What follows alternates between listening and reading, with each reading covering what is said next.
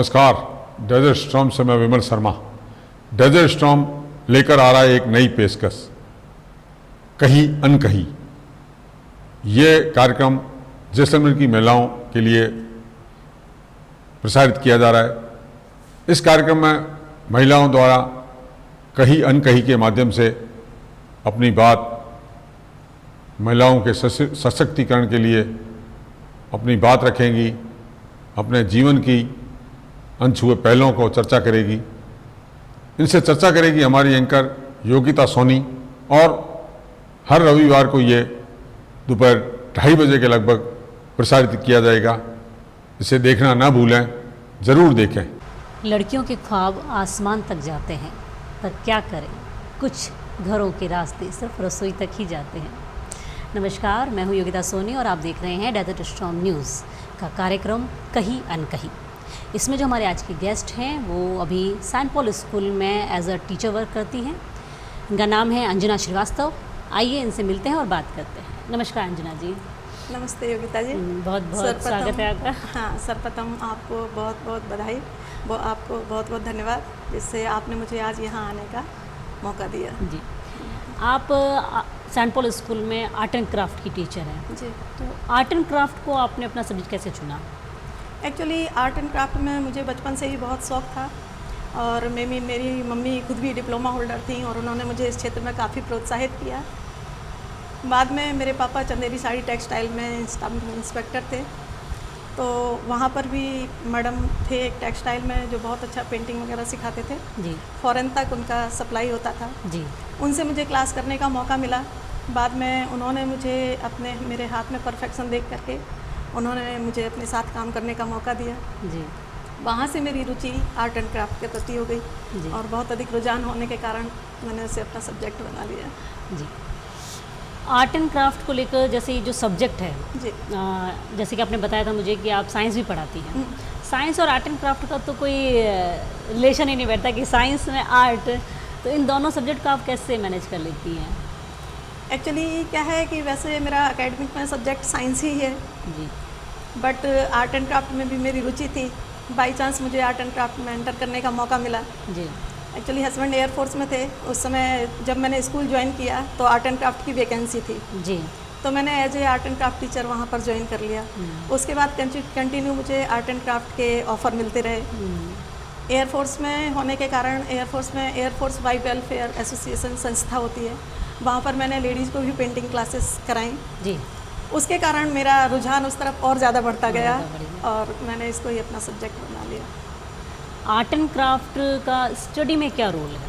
चलो, मतलब ये क्यों नहीं लगता कि जैसे आर्ट एंड क्राफ्ट आने से बच्चे अपने सब्जेक्ट से डिस्ट्रैक्ट हो रहे हैं, या उनका पढ़ाई से ध्यान हट रहा है, या फिर आपको लगता है कि नहीं, इस सब्जेक्ट का भी स्टडी में, एजुकेशन में एक अलग रोल है, उसका क्या रोल है?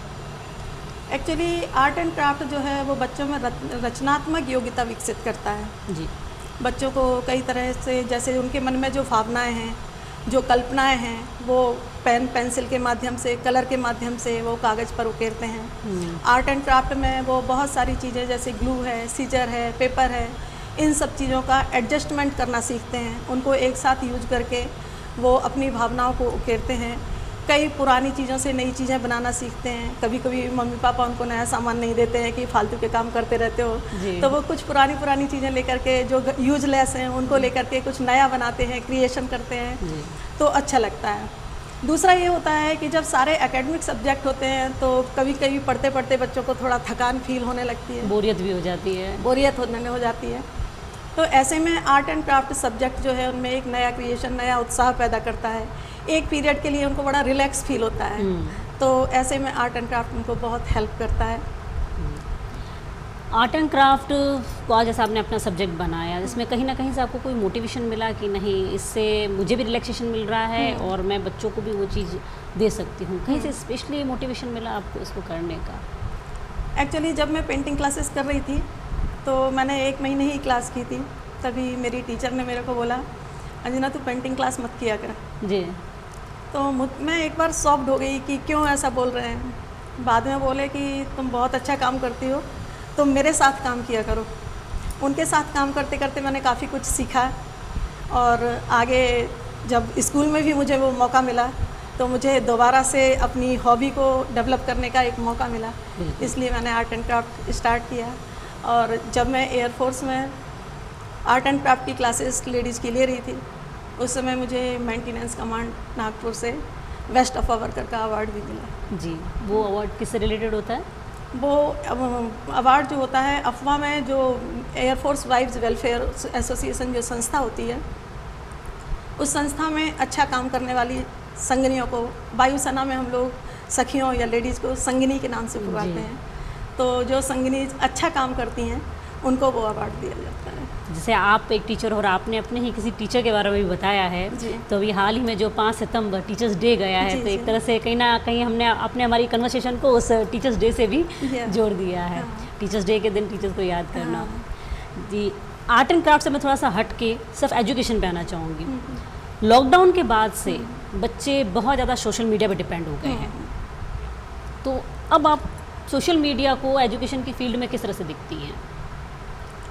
एक्चुअली सोशल मीडिया का एजुकेशन में रोल तो काफ़ी है। बच्चे काफ़ी, जैसे कोरोना टाइम था, कोरोना के टाइम में सोशल मीडिया ने बच्चों को काफ़ी हेल्प किया। जब सारे बच्चे घर पर बैठ गए थे, स्कूल बंद हो गया था, उस समय सोशल मीडिया के माध्यम से बच्चों की स्टडी कंटिन्यू रही। जी, तो इस तरह से सोशल मीडिया का बच्चों के स्टडी में महत्वपूर्ण स्थान है। जी, और उस समय जब वो घर पर बैठे थे, तो उन्होंने, मैं फिर से अपना सब्जेक्ट लेना चाहूँगी। जी, जी। उस समय जब उनके पास फ्री टाइम था, तो उन्होंने आर्ट एंड क्राफ्ट की काफ़ी सारी चीज़ें देखी, बनाई। आजकल गूगल पर सब कुछ मिल जाता है, बिल्कुल। तो उन्होंने घर पर भी काफ़ी क्रिएशन किए। जी, तो और आजकल कुछ महत्वपूर्ण जानकारियाँ जैसे कि जनरली नहीं मिल पाती हैं, या न्यूज़पेपर वगैरह बच्चे नहीं पढ़ते हैं, न्यूज़ नहीं देखते हैं, तो सोशल मीडिया में इस तरह के व्हाट्सअप मैसेज वगैरह कुछ महत्वपूर्ण जानकारी वाले आते हैं, तो बच्चे उनको देख करके सीखते हैं। तो सोशल मीडिया में तो आजकल क्या स्क्रॉल का ज़माना है कि हम देखना क्या चाहते हैं और हमें दिखाई क्या देता है, फिर हम देखने क्या लग जाते हैं। तो उससे नहीं लगता कि पढ़ाई ज़्यादा इफेक्ट हो जाती है? सोशल मीडिया मतलब एक पॉजिटिव वे होने के बजाय नेगेटिव ज़्यादा हो जाता है। हाँ, करेक्ट। कोरोना टाइम में तो वो चीज़ बहुत अच्छी थी, लेकिन अब आज जब फिर से स्कूल स्टार्ट हो गए हैं, तो ऐसे में वाकई में बच्चों का समय भी वेस्ट होता है, आँखों पर भी असर पड़ता है। तो ऐसे समय में उनको एक डिसिप्लिन वे में सोशल मीडिया यूज करने के लिए हमें प्रोत्साहित करना चाहिए। आज का ज़माना ऐसा है कि हम उसके लिए उनको मना तो नहीं कर सकते, बंद नहीं कर सकते, लेकिन एक डिसिप्लिन वे में हम उनको काम करने को प्रोत्साहित कर सकते हैं। जी, कि जितना रिक्वायरमेंट है वो उतना देखें, अननेसेसरी यूज़ ना करें। गूगल बाबा के नाम से आजकल जाना जाता है। तो ये नहीं था कि टीचर्स की भी जैसे जगह ले रहा है, आजकल बच्चे टीचर्स को भी चैलेंज कर लेते हैं, नहीं हमने गूगल पे ये चीज़ देखी, आप बता रहे हो ये गलत है। तो गूगल कहीं कवर अप कर रहा है? एक्चुअली गूगल पर हर चीज़ सर्च तो कर लेते हैं, लेकिन बच्चों के व्यक्तित्व निर्माण में जो भावनात्मक भूमिका टीचर्स निभा सकते हैं, वो गूगल नहीं निभा सकता। जी बिल्कुल। गूगल पर कई बार बच्चे सर्च करने के लिए तुरंत वो सर्च करते हैं कि हमको वहाँ मिल जाएगा, लेकिन क्या होता है कि गूगल पर एक साथ कई आंसर्स मिलते हैं और बच्चे कंफ्यूज हो जाते हैं। ऐसे में उनकी जो शंकाएं हैं उनका समाधान नहीं हो पाता, तो उनकी शंकाओं का समाधान टीचर्स ही बेटर कर सकते हैं। गूगल पर उनको जानकारी तो मिल जाती है, लेकिन वाकई में वो जानना चाहते हैं, जो वो समझना चाहते हैं, जो पर्टिकुलर पॉइंट पर उनको आना है, वो उनको नहीं मिल पाता है। कई बार बच्चों का कम्युनिकेशन स्किल भी बहुत डेवलप नहीं होता, वो अपनी बात को नहीं कह पाते, बोल नहीं पाते। ऐसे में टीचर्स उनकी कैपेबिलिटी को समझते हैं कि बच्चा कितना कैपेबल है और वो क्या पूछना चाहता है, तो वो प्यार से, दुलार से या भावनात्मक रूप से उसको पोषण करके, पोषित करके उसकी बात को निकलवा लेते हैं और उसकी शंका का समाधान करते हैं।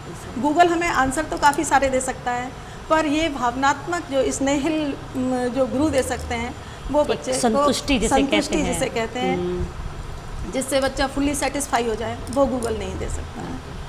कि वापस आर्ट एंड क्राफ्ट से रिलेटेड एक क्वेश्चन है मेरा कि आर्ट एंड क्राफ्ट में बच्चे अपना फ्यूचर कैसे बना सकते हैं? अगर उनका इंटरेस्ट है उसमें, वो उसमें अपना टाइम देना चाहते हैं, तो फ्यूचर उनका उसमें कैसे बन सकता है?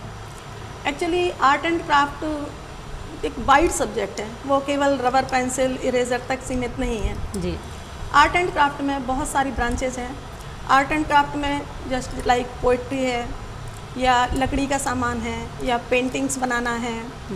आर्ट एंड क्राफ्ट बच्चों की रचनात्मक अभिव्यक्ति को बाहर निकालता है, उनके अंदर जो कैपेबिलिटी है उसको बाहर निकालता है। अगर हमें पता चल जाए कि बच्चा किस क्षेत्र में जाना चाहता है या किस क्षेत्र में उसकी रुचि है, तो हम उस क्षेत्र में प्रोत्साहित करके उसको आगे बढ़ा सकते हैं। जी धन्यवाद। वैसे अब हमारे आप चैनल के थ्रू हमारे व्यूवर्स को क्या मैसेज देना चाहेंगी? सर्वप्रथम तो आज टीचर्स डे है, जी तो टीचर्स डे की सभी दर्शकों को हार्दिक बधाई एवं शुभकामनाएं। 5 सितंबर 1888 को हमारे पूर्व राष्ट्रपति सर्वपल्ली राधाकृष्णन का जन्म हुआ था और वो एक महान शिक्षक थे। बिल्कुल। शिक्षा के प्रति उनका अनन्य प्रेम और लगाव देख करके भारत में 5 सितंबर को शिक्षक दिवस मनाया जाता बिल्कुल। है। तो शिक्षक दिवस सभी भारतवासी बहुत उल्लास के साथ मनाते हैं। दूसरी बात, टीचर्स या शिक्षक जो हैं वो किसी भी व्यक्ति के जीवन में एक उस बैकग्राउंड म्यूजिक की तरह है जो मंच पर तो दिखाई नहीं देते, बिल्कुल। लेकिन उनके रहने से उसमें एक रंग आ जाता है, उनमें जीवंत भावना आ जाती है। तो इस तरह से शिक्षक का हर एक व्यक्ति के जीवन में महत्वपूर्ण स्थान है। कहा गया है हरि रूठे गुरु ठौर है, गुरु रूठे नहीं ठौर। मतलब यदि भगवान रूठ जाते हैं तो गुरु हमें भगवान तक जाने का मार्ग बताते हैं, भगवान को मनाने का रास्ता बताते हैं। लेकिन यदि गुरु रूठ जाते हैं तो फिर हमारे पास कोई रास्ता नहीं रह जाता। इसलिए हर एक व्यक्ति के जीवन में गुरु का महत्वपूर्ण स्थान है और जिस तरह परिवार में माँ अपना रोल अदा करती है, उसी तरह से समाज में व्यक्तित्व निर्माण में गुरु अपनी भूमिका अदा करते हैं। बहुत ही अच्छी आपने पंक्तियाँ बोली है शिक्षक के लिए, और आपका यहाँ आने के लिए बहुत बहुत धन्यवाद। अपना आपने कीमती समय दिया उसके लिए भी धन्यवाद। आपको भी बहुत बहुत धन्यवाद जो आपने हमें यहाँ आने का मौका दिया।